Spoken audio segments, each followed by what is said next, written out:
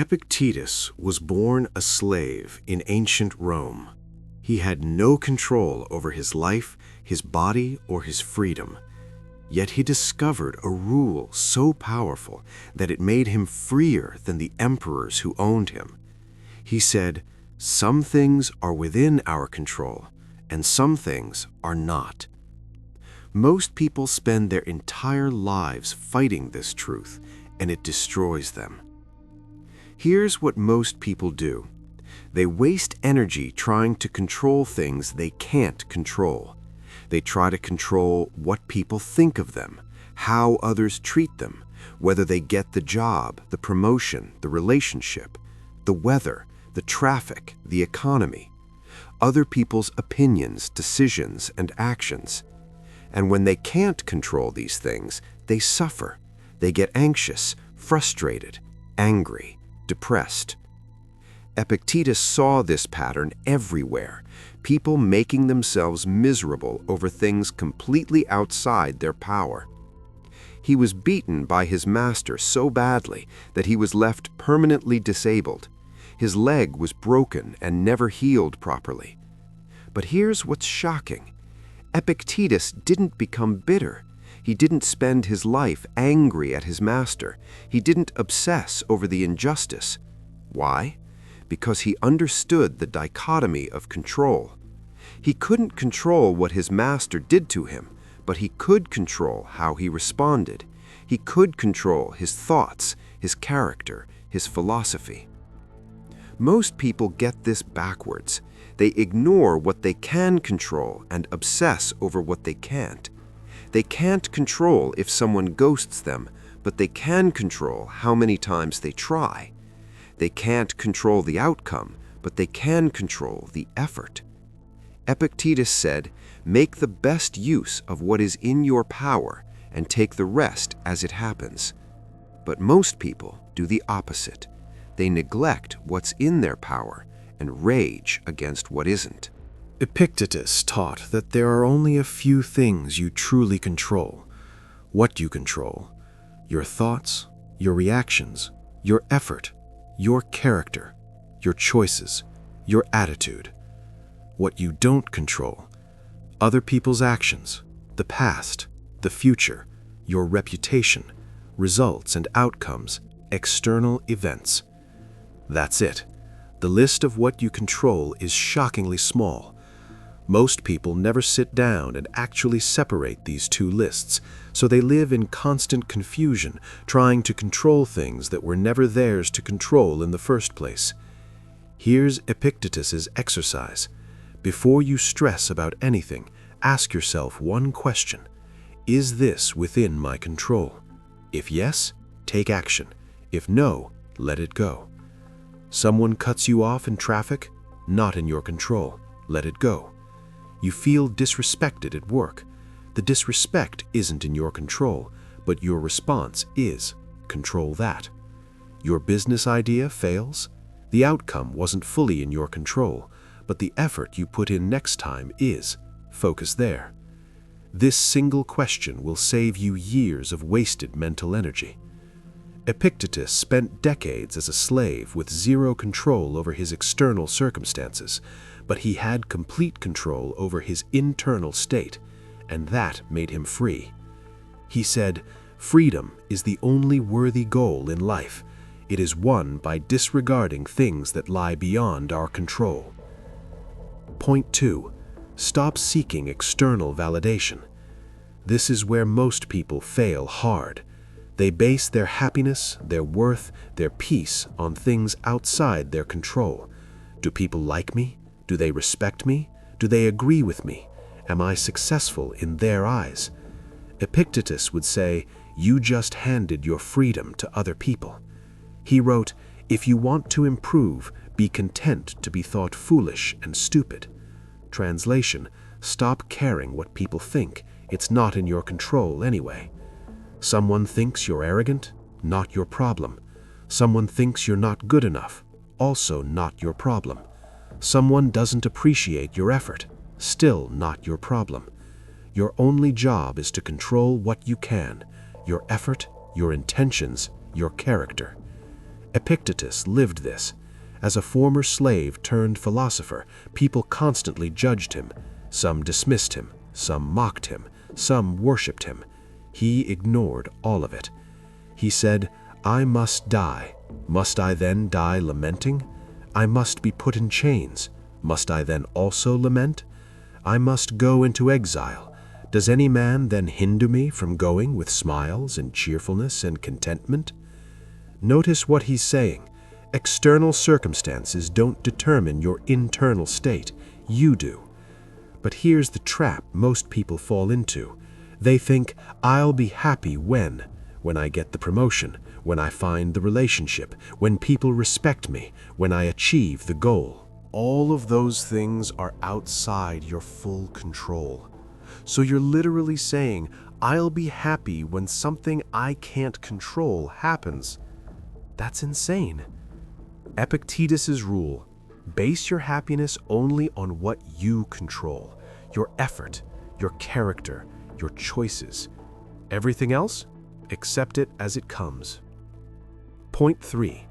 Practice premeditated adversity. Here's Epictetus's most powerful technique that almost nobody uses. He taught his students to mentally rehearse things going wrong before they happen. He called it preparing for obstacles. Modern Stoics call it negative visualization. Here's how it works. Before any important event, imagine the worst-case scenario. Not to be pessimistic, but to prepare yourself mentally. Going into a job interview, imagine you don't get it. How will you handle it? What will you do next? Starting a business? Imagine it fails. What's your backup plan? How will you respond? Confessing feelings to someone? Imagine they say no.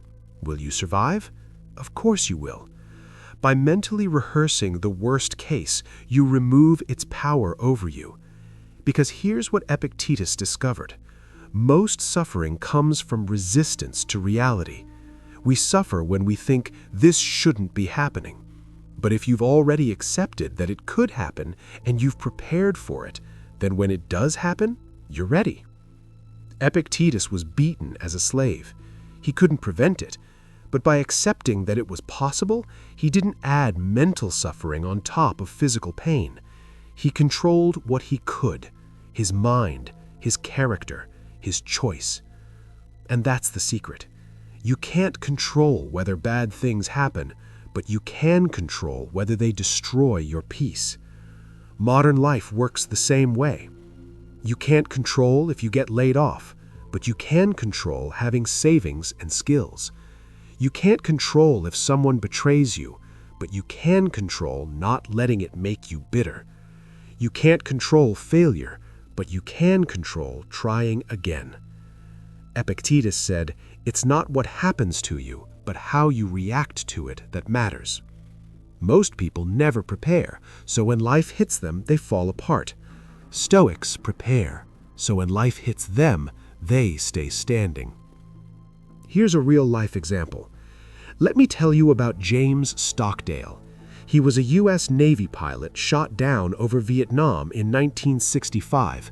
He spent 7 years as a prisoner of war, tortured, isolated, no idea if he'd ever be released. But before he was captured, he studied Epictetus. He'd read the Enchiridion, Epictetus's handbook. And in that prison camp, when he had absolutely no control over his circumstances, he remembered Epictetus's rule. Some things are within our control, and some things are not.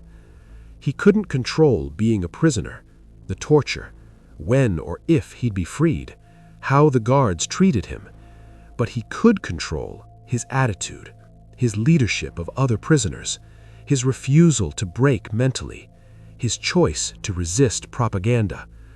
Stockdale later said, "I never lost faith in the end of the story. I never doubted that I would get out and prevail in the end." But here's the key.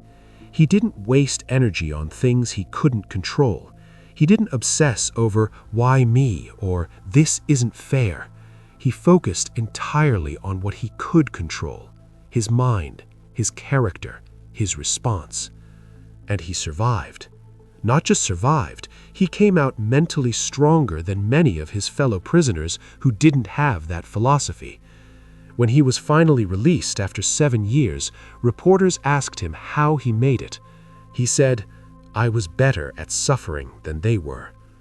That's the power of Epictetus's rule. When you know what you control and what you don't, nothing can break you. Here's what you're doing right now. Not tomorrow, right now. Step 1. Think of one thing that's stressing you out right now. Just one. Step 2. Ask Epictetus's question. Is this within my control? Be honest, really honest. If the answer is no, if it's someone else's decision, an outcome you can't guarantee, something in the past, then your job is to let it go. Not ignore it, let it go. Accept that you can't control it. Step 3, ask the follow-up question, what can I control in this situation? Maybe you can't control if you get the job, but you can control preparing well for the interview. Maybe you can't control if someone forgives you, but you can control apologizing sincerely. Maybe you can't control the outcome, but you can control the effort. Step 4, take one action today on what you can control, just one small step. Epictetus was a slave with a broken leg, and he found more freedom than most people experience in a lifetime. Not because his circumstances were good, but because he mastered what was in his control. You have more freedom right now than Epictetus ever had. The question is, are you wasting it trying to control things you can't? Or are you using it to master the one thing you can, yourself? Here's my challenge. Comment below with one thing you're going to stop trying to control. Let's practice this together. And if you want more Stoic wisdom that actually works in real life, subscribe, because most people will keep suffering over things they can't control. You don't have to be most people. Remember what Epictetus said, we cannot choose our external circumstances, but we can always choose how we respond to them. So stop fighting what you can't control and start mastering what you can. That's true freedom.